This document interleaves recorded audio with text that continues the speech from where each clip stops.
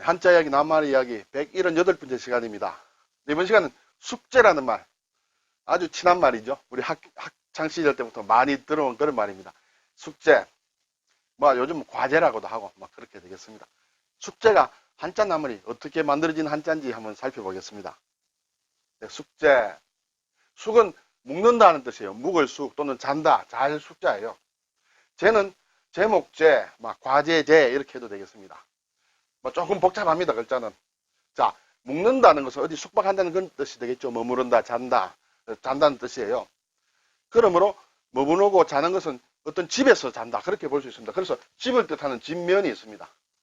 집면이 있고 자는 것은 사람이 자죠. 그래서 사람인 면이 있습니다. 여기까지 쉽습니다. 자, 어느 집에서 사람이 자는데 갑자기 100, 100이 들어왔어요. 100. 근데 이것은 원래는 이런 모양이에요. 이런 모양. 이런 모양이라고도 볼 수 있고, 막 이런 모양을 생각하지 않더라도 우리가 돗자리로 생각하시면 됩니다. 사람이 자는 자리다. 네, 사람이 자는 요다 이렇게 생각하시면 되겠습니다. 사람이 요에 누워서 있는 것이다. 누워서 요에 눕는 것은 잘 때 누웠죠. 그래서 잔다는 그런 뜻이 됩니다. 자, 이 백이 들어가는 게 조금 독특하지만 집에서 사람이 누워 있는 것이다. 그래서 잔다. 제목제도 복잡하죠. 이쪽에 글자가 이것이라는 시예요. 이 시 또는 옳다라는 그런 뜻이에요. 옳고 그름은 시시비비 뭐 그런 얘기를 하죠.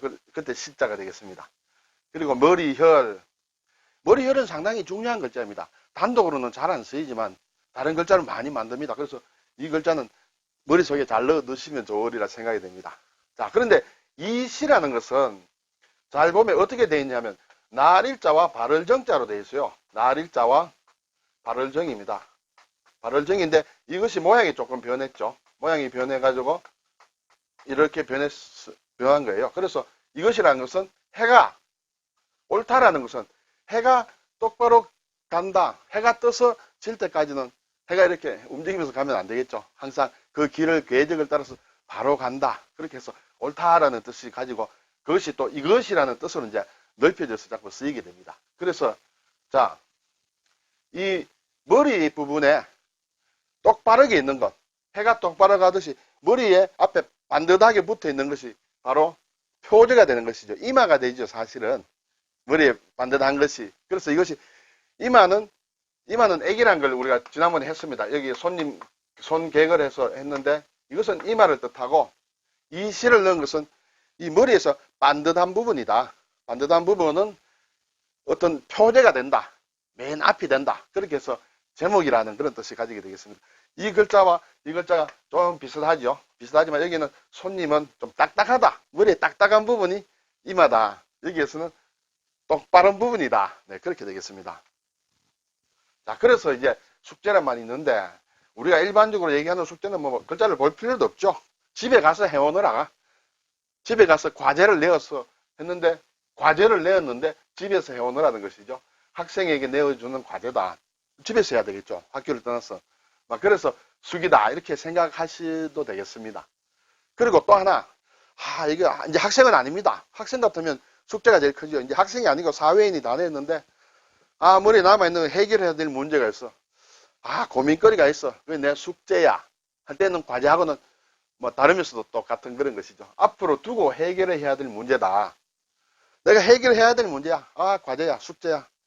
숙제가 많아. 뭐 그런 얘기 많이 하죠. 그때 이 숙제를 쓰는 것이죠. 자, 그런데 원래 숙제의 가장 기본적인 뜻은 이 부분이 되겠습니다. 미리 내어주어서 생각을 해가지고 오너라. 그렇게 한 과제를 얘기합니다. 자, 예전에 어떤 백일장을 한다든지 또는 어떤 시험을 본다든지 할 때 여러 가지에서 특히 시나 글을 짓는 과제를 줄 때 어디에 모임이 있다. 모임이 있으니까 우리 선비님들 다 모이시오. 근데 거기에서 옛날 선비들이 모이면 글 짓기로 했죠. 그래서 글을 짓는데 과제는 이것입니다 하고 미리 내어줍니다. 미리 내어줘서 집에서 생각을 해가지고 오도록 하죠. 과제를 그 자리에서 내어주면 사실 좋은 글이 나오기가 힘들죠. 아주 천재가 아닌다 하면은. 그렇지만 시간적인 여유가 있으면 그 과제에 대해서 깊이 나름대로 생각하고 연구해서 가서 이제 글을 지으면 좋은 글이 나오겠죠. 어쨌든 미리 내어줘요. 과제를 미리 줍니다. 어떤 시문회, 100일장이나 또는 어떤 선비들의 모임이나. 그래서 그것을 숙제라고 합니다.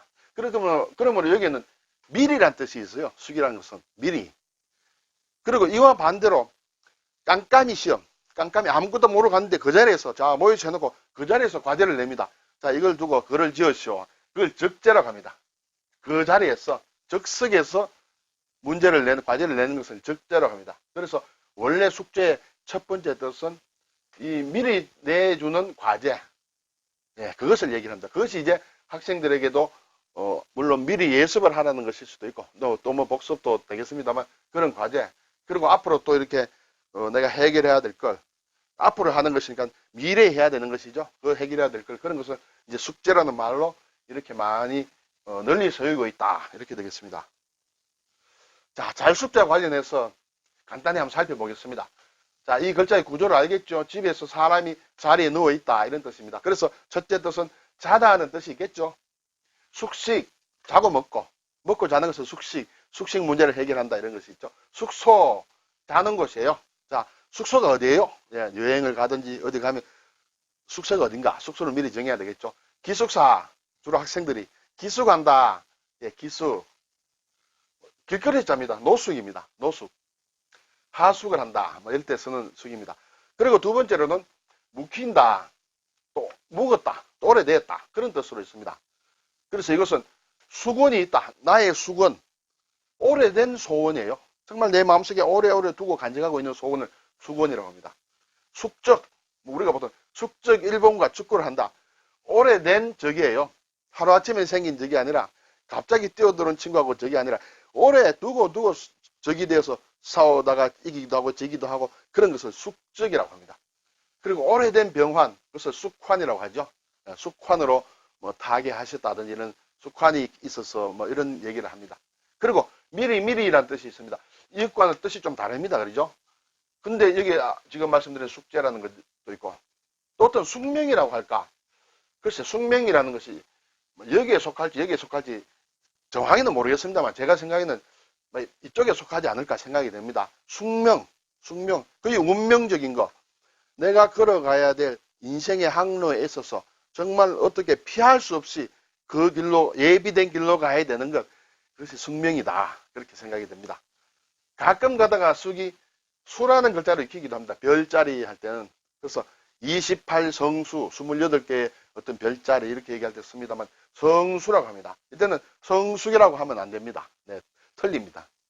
이것은 성수라는 것은 성좌를 얘기한다. 네, 이렇게 보면 되겠습니다. 그리고 제목 또는 표제를 뜻하는 제자가 있습니다. 자, 복잡하지만 오를 시자에 또 머리혈이 들어가 있습니다. 이것은 우리 많이 씁니다. 이것도 제목이다, 또 표제다, 주제다, 과제다, 난제다, 어렵다, 문제다, 명제다, 뭐 이런 것을 많이 쓰고 있습니다. 근데 한 가지 말씀드리고 싶은 게 이 발제라는 말이 있어요. 발제. 우리가 요즘 들어서 많이 듣습니다. 제 기억으로는 한 10년 정도밖에 안 되었지 않느냐는 생각이에요. 그전에는 제가 들어보지 않은 그런 말이에요. 왜냐하면 저도 나름대로 한자 공부를 좀 몇십 년을 했는데 옛날에는 없었는데 요즘 자주 들리는 것이 발제라는 말이에요.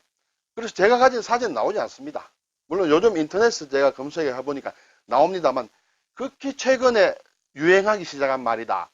저는 이 말을 우리나라 학자들이 만든 말이 아닌가 이런 생각을 하는데 발은 이렇게 피어난다는 뜻이고 또 발표한다 그런 뜻이 있거든요. 발표한다는 여기에서 쓸 수 있을 겁니다. 그리고 쟤는 주제라든지 과제라든지 이렇게 합니다. 그래서 어떤 연구 모임에서 쭉 토론회를 할 때 이 주제에 대해서 미리 발표하는 걸 그것을 발제라고 하는 모양이에요. 그래서 요즘 많이 씁니다. 그래서 어떤 모임이 있다, 연구 모임이 있다, 발제자는 누구고 토론자는 누구다 이렇게 일반적으로 꾸며져 있거든요.